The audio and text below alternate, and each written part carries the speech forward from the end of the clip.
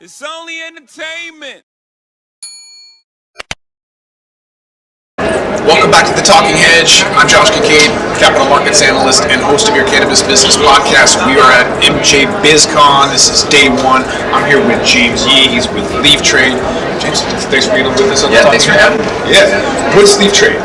We help the users on our platform digitize their processes, get all that data, and leverage it in order to, create transactions that are more revenue optimizing and margin optimizing, both for the cultivators and the retailers, right? So, effectively, getting the consumers what they actually want. Do you have a system that alerts them and pings them and says, hey, maybe you should check up on this for situations like that when the buyer isn't a new person or unaware? Because in Seattle we have like 2,000 SKUs. Yep.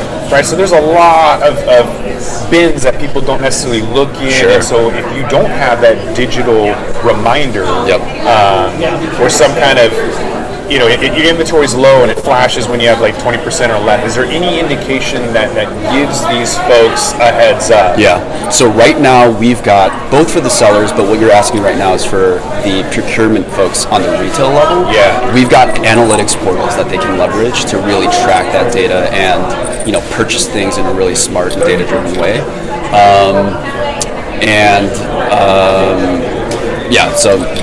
What's the ROI on that? Do you have any data or stats to back up improved or increased sales as a result of those types of reminders? Like, are they selling more because they're on the system, because they're aware that the inventory is low and or gone? There is a lot of ROI on it. Basically, a lot of the transactions that are happening right now are on the location level, procurement folks just kind of anecdotally making these purchases. And so, with the analytics portal, they're able to see like the SKUs that are selling well and the SKUs that they should, remove from their shelves, discount it, get it out of there so that they can get more valuable products in there. So those are all the kinds of things that they can track using the analytics portal. I'm curious about like East Coast, West Coast, or emerging markets, and I don't know if you could call them like legacy markets, but the older markets on the West Coast. Are you noticing a difference in purchasing behavior? Have you ever been able to see, maybe Arizona wants more vape pens because they're conservative, Washington wants more pre-rolls because we just don't care? Where's the consumer behavior differences within the platform that you're able to see? Yeah, I think that obviously with the way that cannabis is in this country, each state you have to really look at it like its own standalone market. So there are a lot of nuances. General trends that we see though are in the East, where it's newer markets that are limited supply markets. You're seeing transaction sizes, baskets really, that are like massive, right? On the West Coast, it's a little bit smaller and more frequent, right? And a lot more players in the market, right? But in terms of SKU popularity and stuff like that, obviously like flower is always king, right? There's just a lot of general things that you look at the data and go, we kind of knew that, right? It is surprising though. The bud tenders I ask every time I go into the store, it's still like 90-some% of the bud tenders I'm presuming that they like concentrates because they're young. Yes.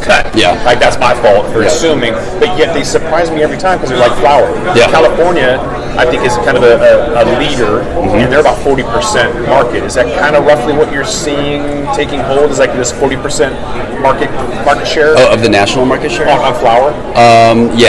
I'd say 30 to 40%. Interesting. Right. And then the other nuances is going to be like kind of based on whether they're conservative or they understand the product, or inferring from the data. Why are these places different? Sorry, I'm just trying to track the question. I don't even know what the question was. So, it happens here sometimes.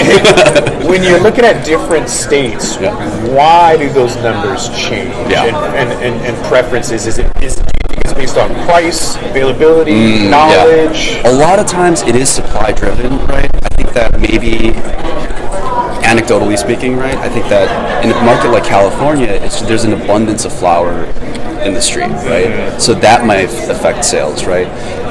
What we see a lot in the newly emerging limited license states is that the products that they want to push in the stores are more of the stuff that you can't really access on the street level, right? So, vape cartridges, edibles, and stuff like that, and really tap into this new demographic of folks that hadn't otherwise used cannabis before, right? So I think that you're seeing a lot of SKUs that are and product types that are friendly to that kind of newer demographic. Interesting.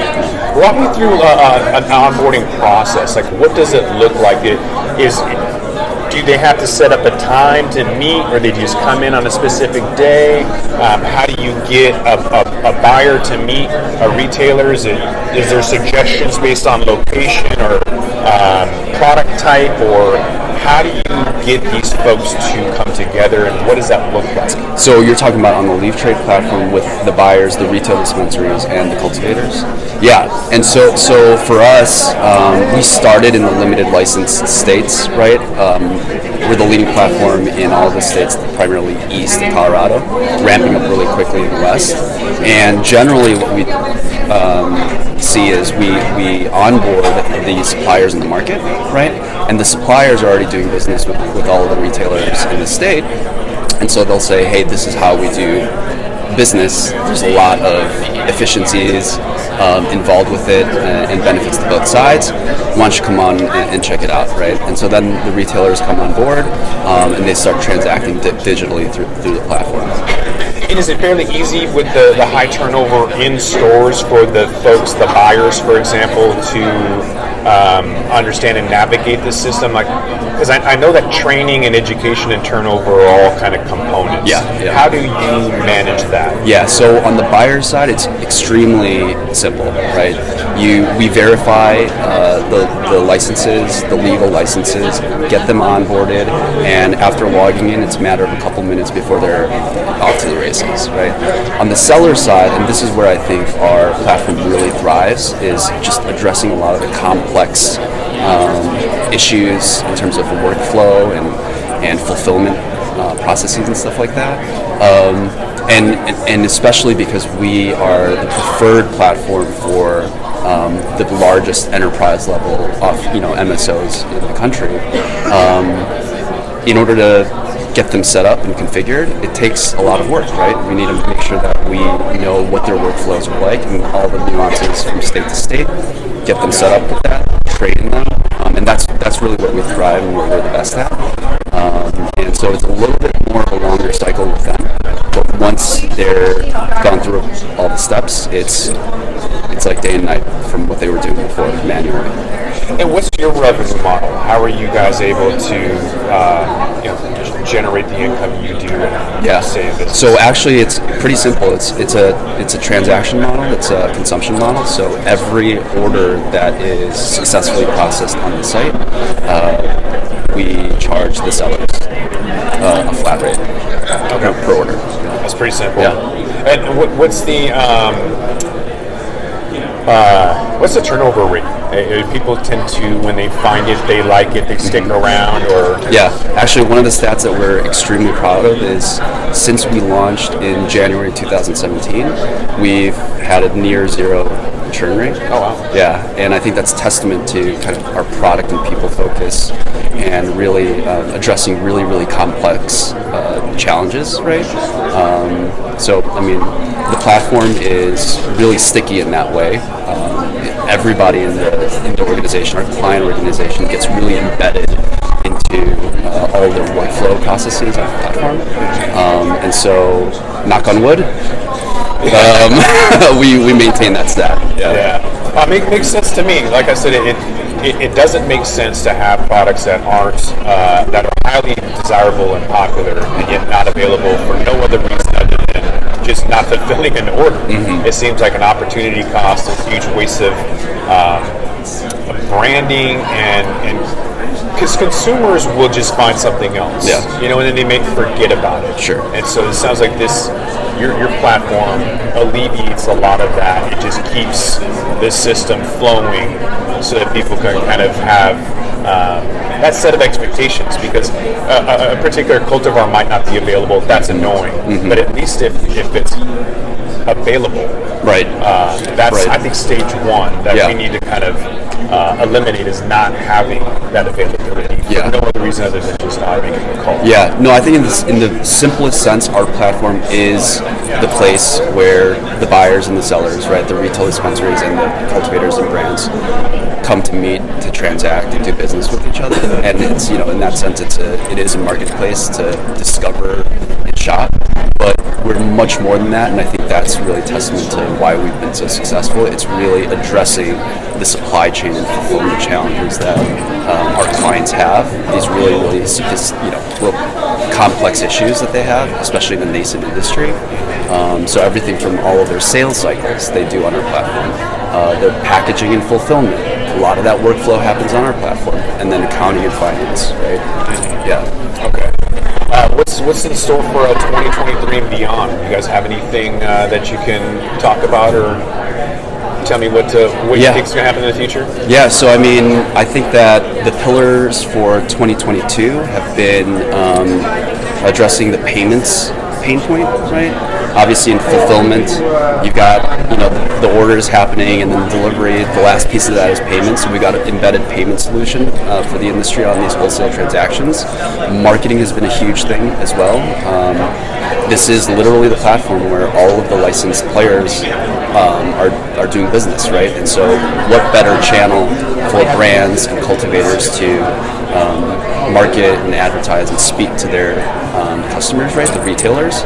And then obviously analytics is huge, right?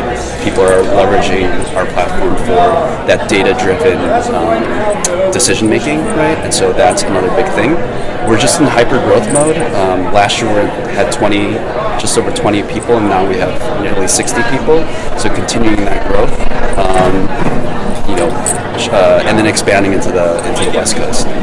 We've already made huge inroads in states like Arizona and here in Nevada, and continuing that expansion into California, Oregon, Colorado, etc. There's a lot of turnover in the industry, and my shop that's right by my house by SeaTac Airport called Kush 21. They have these 3.5-gram blunt sticks. I'm a huge fan. Yep. And they are always sold out. And the purchaser is always changing. Yeah. And so literally for 5 months there was nothing there, and I'm like, man, are they having spider line issues? And nope, it was just employee. So I've been dying to ask you this question: how is it possible that the manufacturer isn't calling up the store going, yo, you guys buy these all the time, sell out constantly, but for 5 months you haven't bought anything? Yeah. Why? No, I'm really glad you asked that, because that's exactly one of the big problems we're trying to solve. Is there's a lot of anecdotal stuff happening through manual processes, and one of the huge advantages of using a platform like this is being data-driven, right? You've got transactional history, you've got attributes about the store, sales velocity, sales history, and stuff like that. Well, if Kush 21 is listening in Washington State, get a hold of James, because you guys need some help. For anybody else who wants to learn more, get a hold of you for whatever reason, check out the platform. Where can they find you? Yeah, so the best place is our website, very easy, leaf.trade, and you can find everything you need to know there.